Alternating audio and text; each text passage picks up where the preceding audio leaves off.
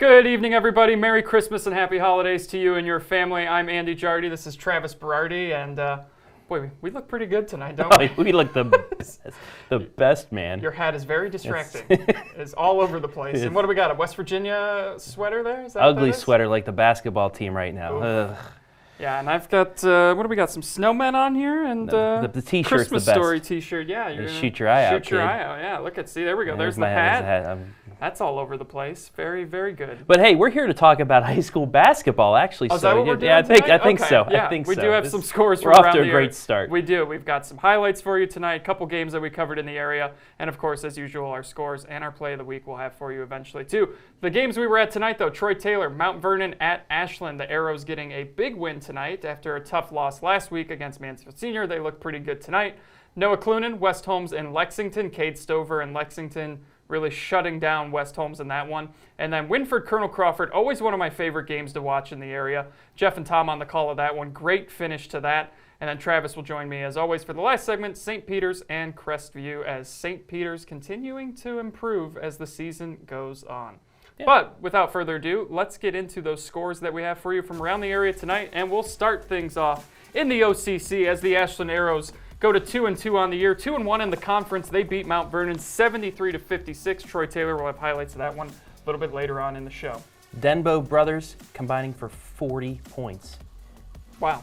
That's they just keep coming, too. Yeah. I mean, they're like I said, they're like the Plumlee brothers at Duke. I feel like there's always a Denbo on the Ashland Arrows basketball team. How about this? Lexington 58, West Holmes 22, and everybody predicted this one, right? 100-0 there on our You Pick a Challenge. Lexington holding West Holmes to 8 points in the second half. That's just phenomenal. Also, for Lexington, Caden Berry coming off of injury from football season, 4 for 4 from the field, 10 points. It's a good sign for a team that's really starting to get it going. Absolutely. If you love palindromes, here's your game. Kenton beats Marion Harding 54-45. Kenton goes to 6-1 on the year. And boy, Mansfield Christian almost pulling it off in the furnace tonight. They come up just short in a mid-Buckeye battle with Loudonville, 48-47. And here's the game of the night, in my opinion. Colonel Crawford over Winford, 51-46. Leading the way for Colonel Crawford, Jordan Fenner, 18 points, 7 rebounds, and Josh Krall. In a tough effort for Winford on the losing side of things, he had 24 to lead all scorers on this one. Also, Gavin Feichner for Colonel Crawford, 13. That was the difference. Crawford had 2 in double figures. Winford only able to get 1. Crawford picking up their first win in the N10 conference this year. Upper Sandusky wins big over Ridgedale 82-59. How about Mason Vent? 25 points for the Rams. And Levi Malone, 6 trays, 18 points. Levi Malone, you can't leave him alone or he'll hurt you. Hey, we were waiting to say that all night, weren't you? I was proud of that one. South Central beating Plymouth 70-55. And how about the Trojans going 7-0, scoring 70 points? And I believe you've got a stat to go along with this. This is the first time they are 7-0 since 1972-73. Sevens are wild tonight. Sevens are wild. What do we got? Like the full moon tonight. There's a winter solstice, and we've got a meteor shower tonight, and it all aligned for South Central. And we're all wearing funky hats. Something like that.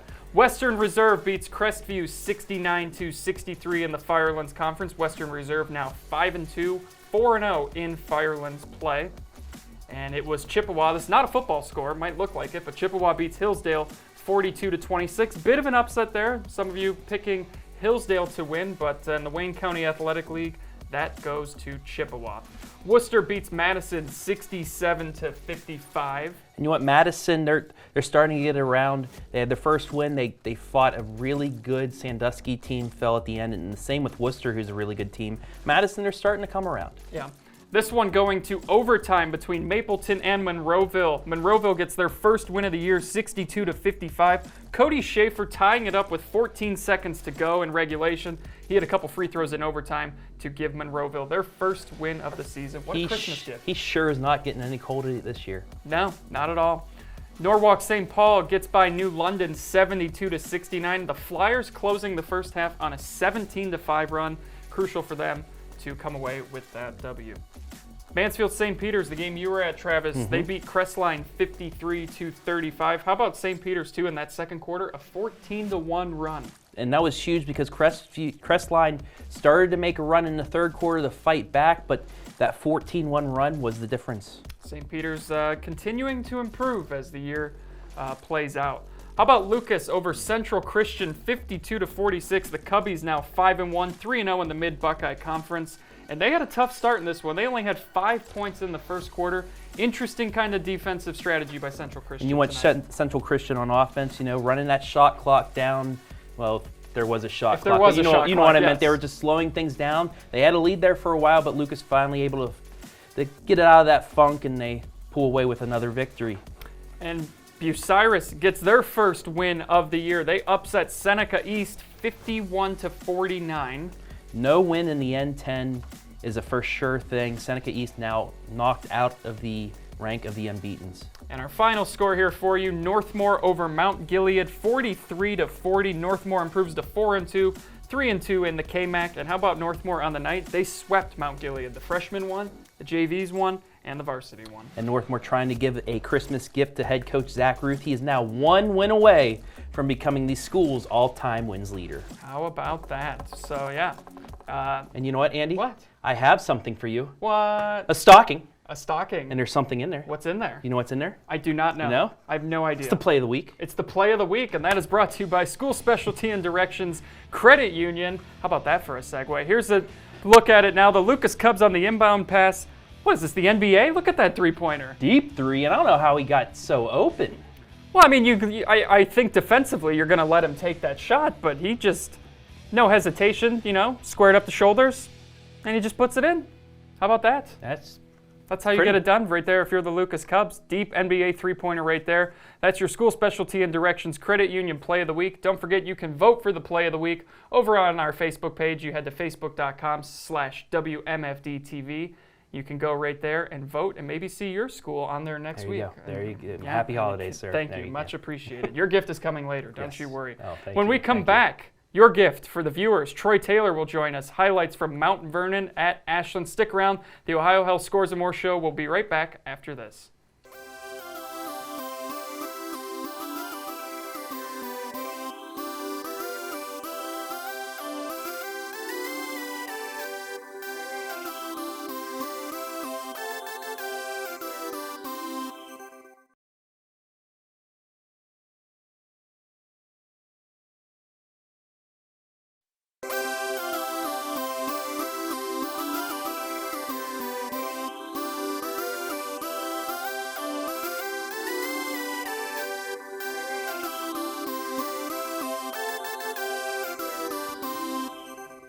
OCC showdown at the Aero Arena as Ashland beating Mount Vernon 73-56. Our Troy Taylor was at the game tonight. Troy, looking sharp. What do we got on the sweater tonight here? Well, we got Santa running through the night sky, and then we also got a polar bear giving it a thumbs up. Very nice. I love it. I love it. Everyone looks top notch tonight. Oh, yes. Speaking of top notch, Ashland looked pretty good tonight, did they not? They did. They were phenomenal, especially early on from beyond the arc, but then in the second half they really showed that they can score from many different ways, and really they turned it into a complete game. All right, well, let's take a look and see how the Arrows got it done to go to 2-1 in the OCC. All right, let's start off with a bunch of threes. This one first from Noah Gleason of Mount Vernon, but then it's Mitch Heilman. He'll dish it back to his teammate Garrett Denbow, and he'll sink the nice three. That wouldn't be the last we see of him. And then later, as Carson Carpenter, he nails the three here. That's a great name.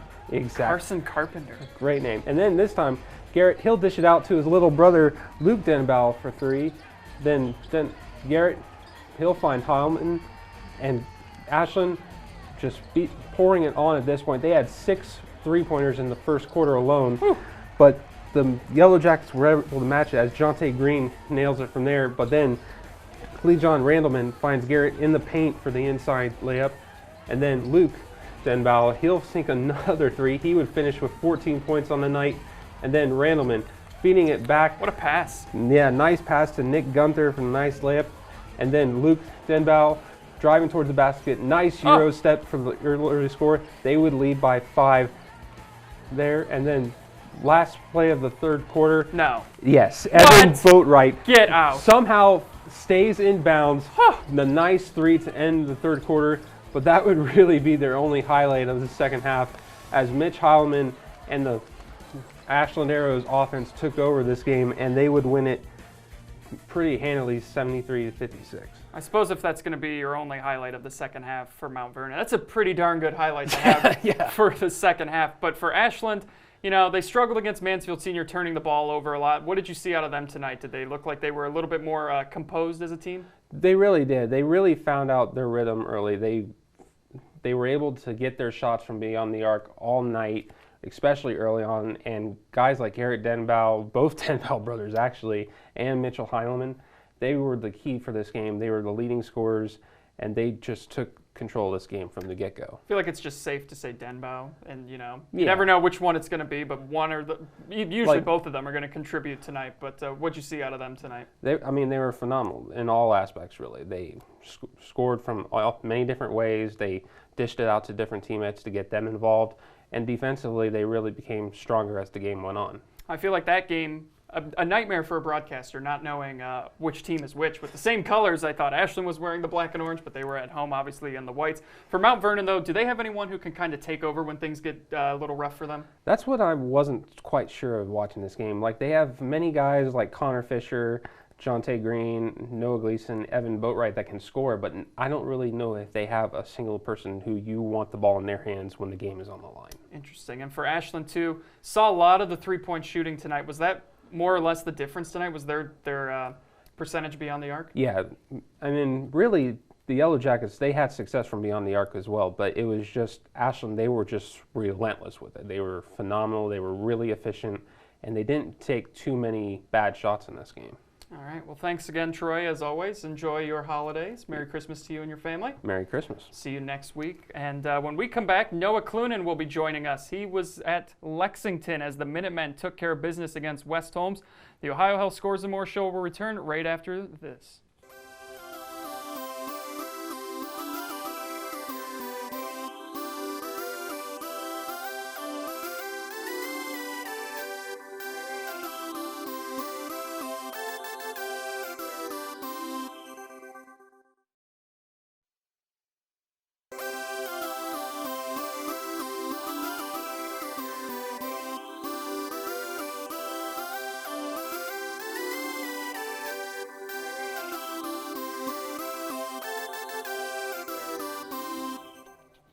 Lexington picking up their first win in the OCC tonight over West Holmes. Noah Clunan at that one tonight. Noah, Lexington, dominating performance, holding West Holmes to 8 points in the second half. It really was dominating. The defense for Lexington was awesome today. In the first half, it was good, but the second half, they turned it up a notch. Absolutely. Before we get to the highlights, what have we got on the Christmas sweater tonight? Well, it's not pretty. It's ugly Cavs sweater. It's kind of like how they've been playing. It's symbolic. It is symbolic. Yes. You know, I try and make a connection with everything. Absolutely. Not a great one, but here we are. Yeah. Let's take a look at the highlights. I'm sure these are great if you're a Lexington fan. Absolutely. A big tune-up game for Lexington, who has Copley tomorrow, but first, West Holmes today, and it was early and often Lexington would score today. A fast start by Kyle Johnston. He's headed to Louisville running cross country, out on the run that time, able to lay one in. And then in the corner, it's Jacob Depperschmidt. He knocks down a three. A 7-0 run to start the ball game for Lexington, but Shane Jones would get inside. Grant Baker follows it up with a three ball for West Holmes, and it's 7-5. The Knights not going away early, but then it was the defense for Lexington that started to get things going. Nick Staley with a big block, and then the second quarter was Cade Stover time. No points in the first, but the second quarter, he exploded for 6 points as Lexington scores 18 points in the second quarter en route to a 30-14 lead at the halftime break. Stover dishing it off that time. He really can do it all. A 9-0 I know him! Travis loves Santa. He does. As we all do. We all do. And Lexington, a 9-0 run to end the first half. They pick it back up in the second half, end up going on a 16-0 run. Jeez. And it's capped off by this gorgeous behind-the-back pass. And then he gets it back. Cade Stover finished with 15 points, 11 rebounds, and 4 helpers as well today. Baker again would hit a 2 as West Holmes not a ton from them in the second half, just 8 points in the entirety of the second half. Peyton McKinney nails a 3 there. That was part of a 5-0 run in the third. That was all the points they scored in the third. And then capping it off, another 3 for Depperschmidt as the Minutemen get a big win today by a final of 58-22. So we've got a tough choice for our play of the week next week. Oh, yeah. That was pretty impressive what we saw out of Cade Stover right there. What did you see out of him tonight that, other than that play, obviously, that really stood out, made your jaw kind of drop? Well, one thing about Cade Stover today was he got in foul trouble early.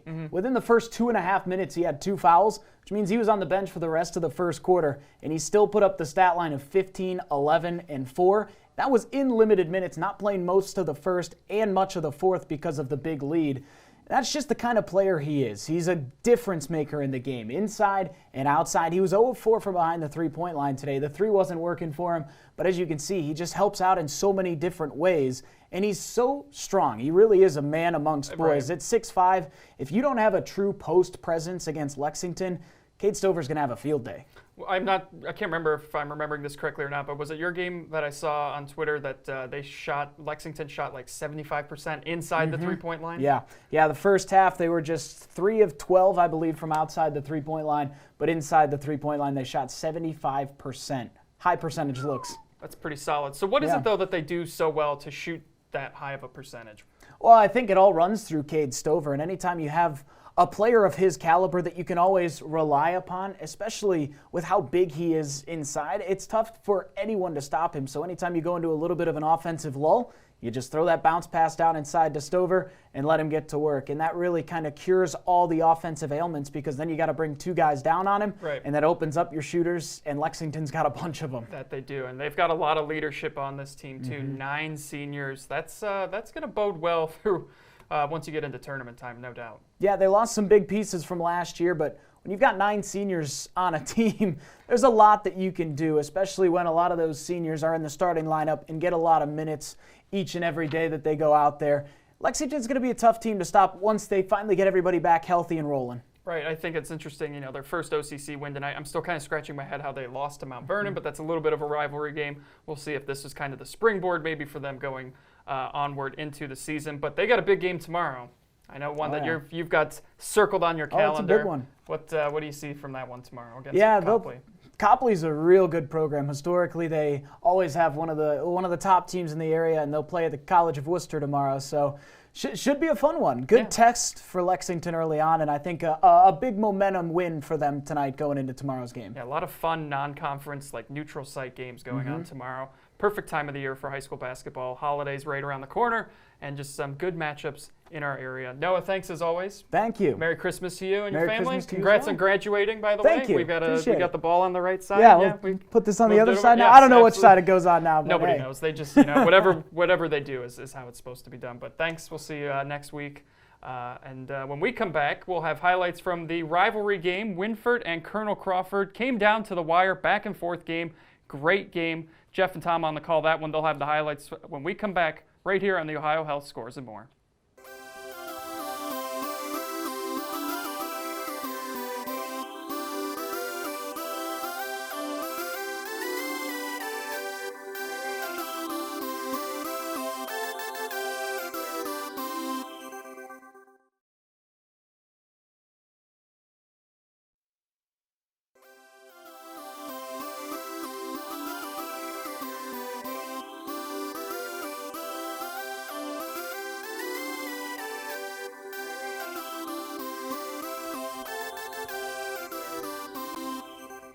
One of my favorite rivalries to cover in the area, Winford and Colonel Crawford. This game lived up to the hype, to the rivalry. As always. Back and forth game. Colonel Crawford jumped out to a big lead.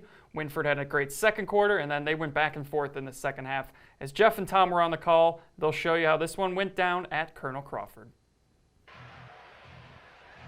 Well, Tom, it was pretty close throughout the night. Crawford jumped out to a double-digit lead, but Winford came back, played strong, came up just short. But a good ball game here at Mac Morrison Gymnasium here in North Robinson, Ohio. Yeah, I think when you look at the difference in the ball game, I think it was the missed free throws by Winford. I mean, they went 10 of 18 from the line.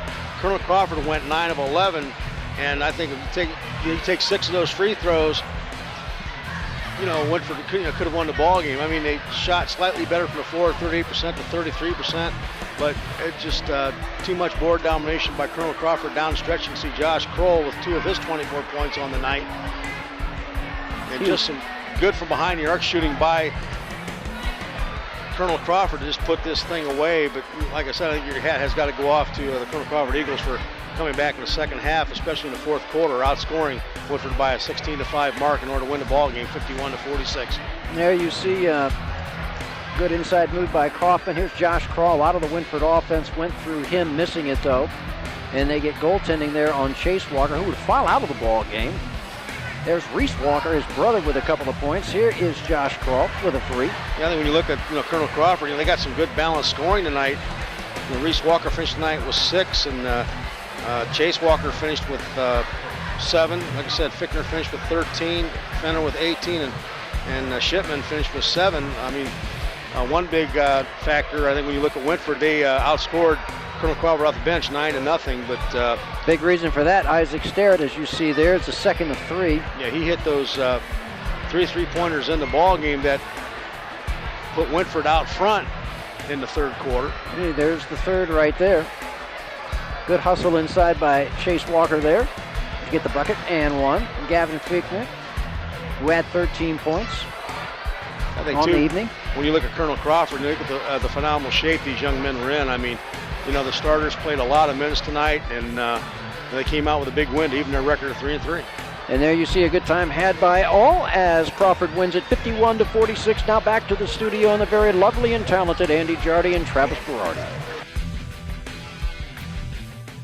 Lovely, talented. I assure you, I did not pay Jeff to say that. No. Not at all. That's just out of the goodness of his heart this holiday season. So much appreciated. Great call as always, Jeff and Tom, on that one. And Colonel Crawford really just at the end, they won the battle on the boards. They hit their free throws, and hard to believe that's their first win in the conference this year too. And you know what? They played Upper Sandusky close. Right. Event 3 at the buzzer beat them. They've had some tough games.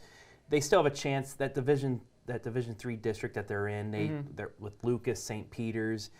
As always, that's going to be a fun district to watch. And Colonel Crawford, they're far from out. As for Winford, Tom went on it a little bit. 10 of 18 from the free throw line, but 5 of 11 in the second half. Yeah. Compared to Colonel Crawford, who was 7 of 9.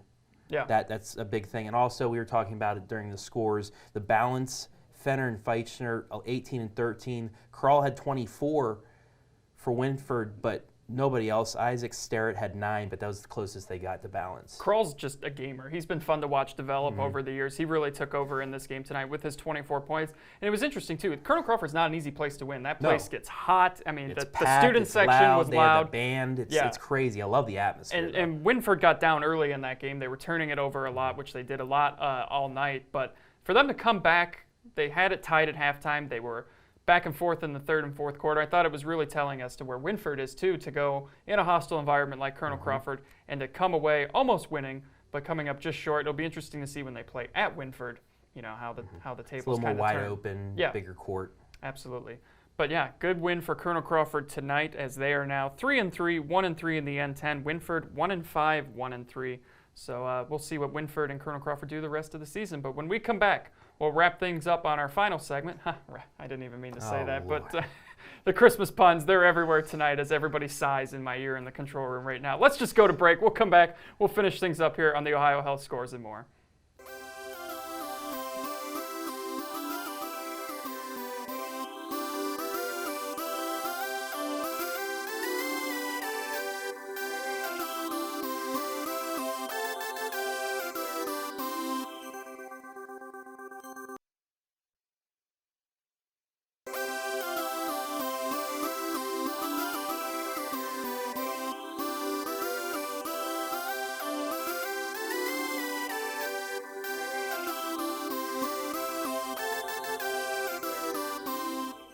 Welcome back into the Ohio Health Scores and More. I'm your host, Andy Jardy, with Travis Berardi. I love the remix of Deck the Halls there. It's beautiful. As they come back in. It's awesome. It's awesome. I think we should just use it every week.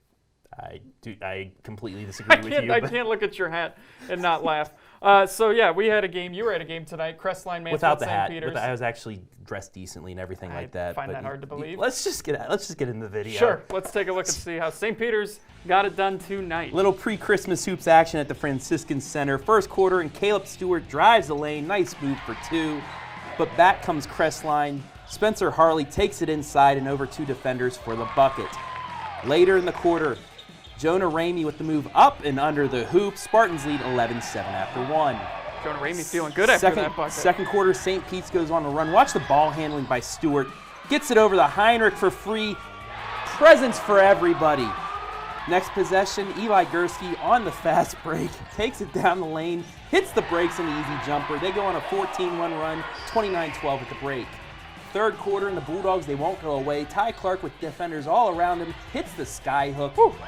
And then later, Trevor Phillips open in the corner. This one's going to bring snow. Nothing but net. They cut the lead heading into the fourth. But in the fourth, watch that nice pass. Sean Perkins-Harris takes it, puts on the nice post move for the hoop.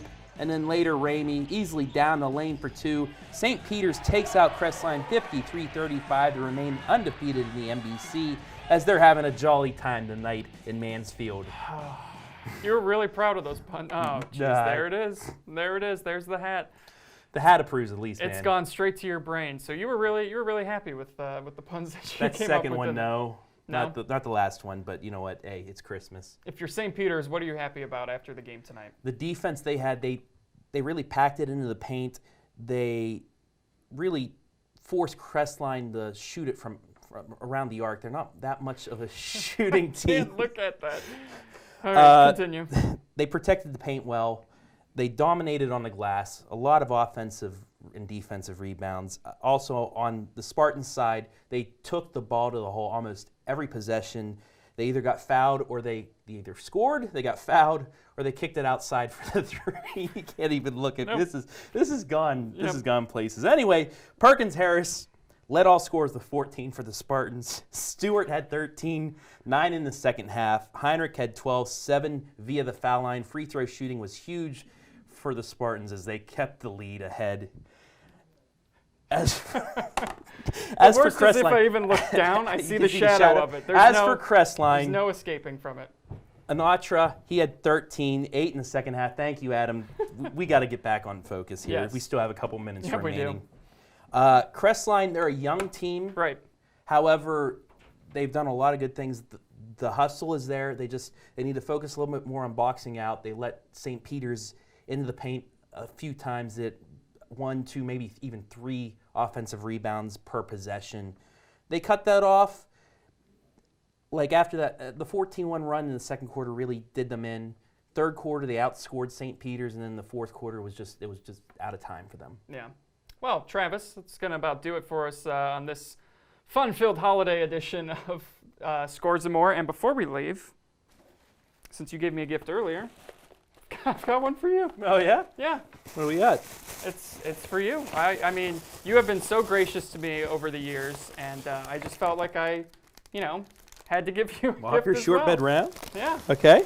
Oh, I see. It's just like it's a mug. It's the holiday season. You give your Candy friends cane flavored cocoa mix. You give your friends gifts. I know, and I have another gift for you. It's in this box. See, it's there's nothing in the box. It's just a prop. I actually went out of my way to get you a real gift. Yeah, I would have given you a poinsettia, but it's back in the newsroom. Is that right? Yes. Okay, yes. Well, I'll get my poinsettia after the show, or there's going to be... And the Walker's shortbread rounds, you have that. No, see, you can't re-gift the gift that I just gave you. Gosh, let's just get out of here. Let's just get off. This show has just gone off the rails. I'm really hurt that Travis didn't give me an actual gift. Now, we have got a couple games that you can catch. Here's a replay. At 8:40 a.m. Saturday, you can catch Winford and Colonel Crawford, and that was a great game. You will not want to miss that. And when we come back next week, we'll have more highlights for you on the Ohio Health Scores and More show. In all seriousness, everybody, please have a merry and blessed Christmas and a happy New Year. Yeah, absolutely. Travis, we will not see you next week, so Happy New Year to you as well, and sir. your family as well. We look forward to seeing you in 2019. So for all of us here at WMFD, enjoy your holidays, everyone. Merry Christmas, happy holidays, and have a great week. See you later.